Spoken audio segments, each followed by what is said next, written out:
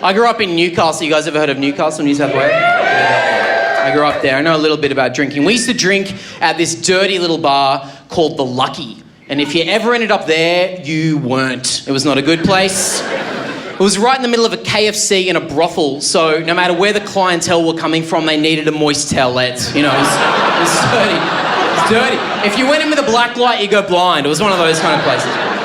My drink of choice back then, and maybe still to this day, was the Jagerbomb. You guys know what Jagerbombs are?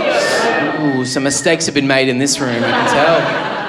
For those of you who don't know, I'll tell you, a Jagerbomb, that's when you get a shot of Jagermeister, and you drop it into a schooner glass of Red Bull, and then you wake up in prison. It's a Jagerbomb. It's when you want to get wasted, but you want to remain vigilant at the same time. You'll never see a guy more wide awake and fast asleep at the same time as on Jagerbombs. It's rough. It makes you do things you wouldn't usually do, like relatives.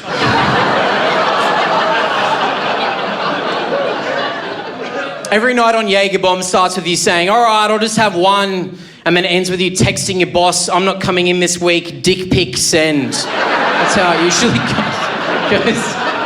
I had one of those nights recently, I was so gone. I had one of those nights that ended with me trying to sneak back into bed with the woman I love without alerting her that I'm mostly a distillery on the inside. You know, this night. Do you ever get that little voice in your head when you're trying to sneak back into bed that's like, if you can just fall asleep without having to admit that you're drunk, then technically you were never drunk tonight.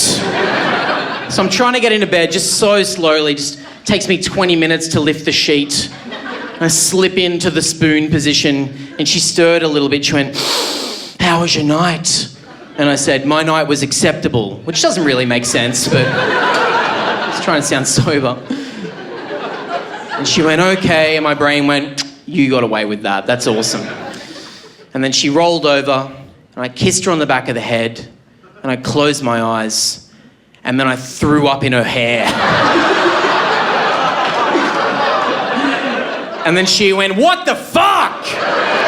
And my brain said, you're on your own, cunt. And I got up and I ran to the bathroom, vomiting all the way down the hall. I hit the floor. I didn't even have the energy to bring myself up to the toilet to spew. So I just unscrewed the drain on the bathroom floor and vomited directly down the drain hole like that.